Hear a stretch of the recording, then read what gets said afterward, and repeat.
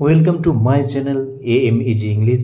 Subscribe for this channel for English grammar, writing and vocabulary. Hello friends, আজ আমরা model set 3 আলোচনা করব। Voice change related question আমরা দেখে নেব। 10 কোশ্চেন্স অর্থাৎ 10টি কোশ্চেন আমরা আলোচনা করব। কোশ্চেন অ্যান্ড অ্যান্সার আমরা আলোচনা করব। আগের ভিডিওতে আমরা সেট 1 এবং সেট 2 আলোচনা করেছি, তোমরা দেখে নেবে ভিডিওগুলো। দেখো কোশ্চেন নাম্বার 21 কি আছে, make hay while the sun shines. দেখো অ্যাক্টিভ ভয়েসে আছে make hay while the sun shines, অর্থাৎ খড় তৈরি করো যখন রৌদ্র করোজ্জ্বল অর্থাৎ সূর্য কিরণ দেয়। এখানে আমরা দেখো মেক হে খড় তৈরি করো, এটিকে আমরা ভয়েস চেঞ্জ করবো। এখানে দুটি সেন্টেন্স আছে, the sun shines. The sun shines এটি দেখো ভয়েস চেঞ্জ হবে না, কারণ অবজেক্ট নেই। কিন্তু এখানে দেখো মেক হে, এটিকে আমরা ভয়েস চেঞ্জ করতে পারবো। ইম্পারেটিভ সেন্টেন্স আছে, কিসে আছে? ইম্পারেটিভ সেন্টেন্সে। কোন সেন্টেন্স? ইম্পারেটিভ সেন্টেন্স দেখো মূল ভার্ব দিয়ে শুরু হয়েছে। আমরা কি করব, এর মিনিংটা কী বোঝাচ্ছে? যে খড় তৈরি করো। তাহলে হে মাস্ট বি মেড আমরা করতে পারি, বা লেট দিয়েও তোমরা করতে পারো, লেট হে বি মেড। এখানে আমরা হে মাস্ট বি মেড করতে পারি, অর্থাৎ মিনিং অনুযায়ী যে খড় তৈরি করো, অবশ্যই খড় তৈরি করতে হবে।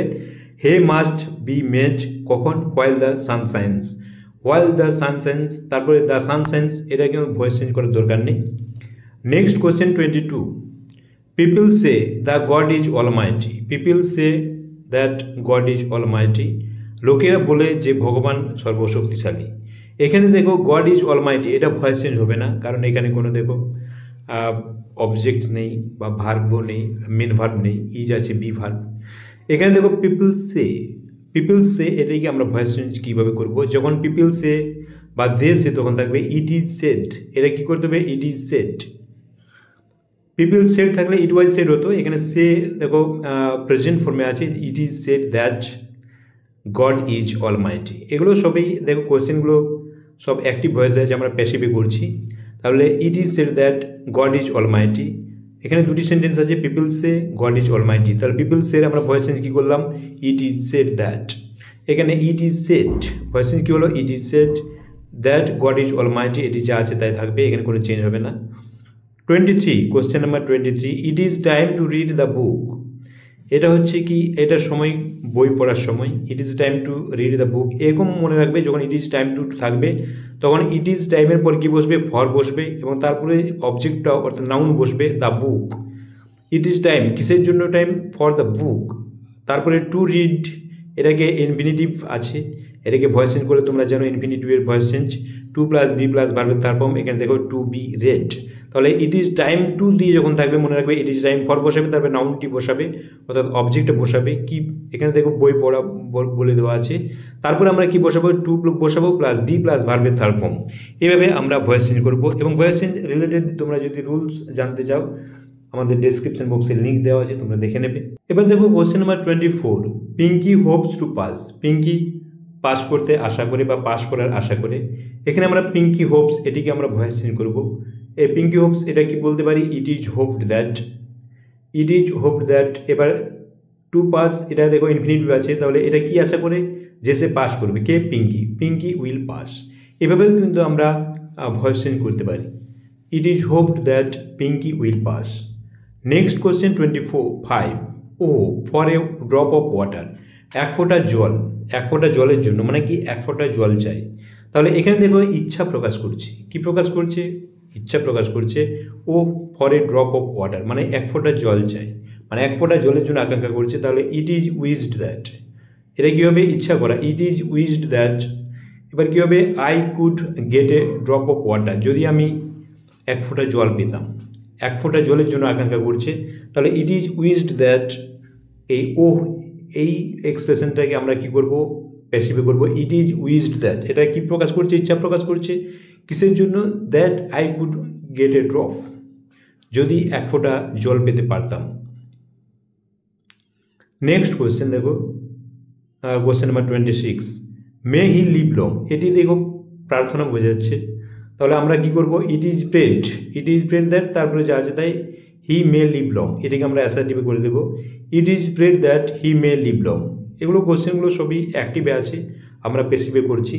তাহলে মে যেহেতু মে হি লিভ লং, তুমি দীর্ঘজীবী হোক প্রার্থনা বোঝাচ্ছে, আমরা কি বললাম, it is prayed that he May live long. যদি রুলস রিলেটেড তোমাদের জানার দরকার হয় অবশ্যই দেখে নেবে, ডেসক্রিপশন বক্সে লিঙ্ক দেওয়া আছে। কোয়েশ্চেন নাম্বার 27 দেখো। কোয়েশ্চেন নাম্বার 27 কি আছে? লাভ অল হেট নান। সবাইকে ভালোবাসো, কাউকে ঘৃণা করো না। এখানে দেখো দুটি পার্ট আছে, দুটি সেন্টেন্স ইম্পারেটিভ সেন্টেন্সে আছে অ্যাক্টিভ ভয়েস। দুটি সেন্টেন্সে আমরা ভয়েস চেঞ্জ করব।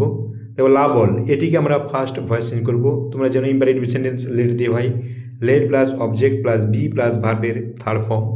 এখানে দেখো লেট অবজেক্ট অল, বি বসেছে ভার্বের থার্ড ফর্ম লাভড, অ্যান্ড দিয়ে আমরা যুক্ত করব এবং তারপরে আমরা কি বসাবো? নান। এখানে লেট বসানোর দরকার নেই কারণ লেট বসেছে। দেখো এখানে নান অবজেক্ট বি প্লাস ভার্বের থার্ড ফর্ম কী হবে? হেটেড। তাহলে none be hated, let all be loved and none be hated. Next question দেখো 28, alas we shall hear the voice no more. আমরা আর কণ্ঠস্বরটা শুনবো না। অ্যালাস এখানে ইডি সেট করতে পারো বা অ্যালাস রেখে দিতে পারো। এই সেন্টেন্সটি আমরা ভয়েস চেঞ্জ করবো, we shall hear the voice no more. First আমরা কি বসাবো? দ্য অবজেক্ট, অবজেক্ট কী আছে? The voice. মনে রাখবে দ্য, কারণ তোমার জন্য যে একটি ভয়েসের অবজেক্ট পেসিভ ভয়েসের সাবজেক্ট হয় এখানে দ্য ভয়েস। এবার দেখো শ্যাল আছে, এখানে উইল বসবে, ভয়েসের পর তোমরা third person singular number, will থাকলে বি আসবে প্লাস হিয়ারের থার্ড ফর্ম কী হবে? Hard. Next question, circumstances obliged me to go. পরিস্থিতি আমাকে যেতে বাধ্য করেছিল। এখানে মি অবজেক্ট, মি কি বসবে? মি থাকলে কি বসবে? আই। এবার অবলাইজড, এটা কি বসবে? ওয়াজ। আইটা কি হয়ে যাবে? ওয়াজ। এখানে অবলাইজড থাকলে, অবলাইজড যেহেতু পাস্ট টেন্সে আছে, এভি কি আসবে? ওয়াজ, এবং মেন ভার্বের থার্ড ফর্ম কী হবে? অবলাইজড। টু গো, এবার যা আছে তাই টু গো। এখানে বাই সার্কামস্টেন্সেস করার দরকার নেই কারণ আমাকে যেতে বাধ্য করা হয়েছিল মানে কি পরিস্থিতি বোঝাচ্ছে, লেখা না লিখলেও চলবে। এবার কোয়েশ্চেন নাম্বার 30। কোয়েশ্চেন নাম্বার 30 দেখো, think before you act. Think before you act, এখানে দেখো থিঙ্ক এটিকে আমরা ভয়েস চেঞ্জ করব কারণ ইউ অ্যাক্ট এটি ভয়েস চেঞ্জ হবে না, শুধু সাবজেক্ট আর ভার্ব আছে। তাহলে আমরা থিঙ্ক এটিকে কীভাবে বলছি? থিঙ্ক ইম্পারেটিভ সেন্টেন্সে চিন্তা করো, বিফোর ইউ অ্যাক্ট মানে এটা অ্যাডভাইস বোঝাচ্ছে যে কাজ করার পূর্বে চিন্তা করো। তাহলে ইউ আর অ্যাডভাইসড টু, মনে রাখবে অ্যাডভাইস বোঝালে আমরা কী করবো? You are advised to. এবার থিঙ্ক ভয়েস চেঞ্জ হয়ে গেলো, বিফোর ইউ অ্যাক্ট, এটা যা আছে তাই ইউ অ্যাক্ট। এভাবে আমরা ভয়েস চেঞ্জ করবো।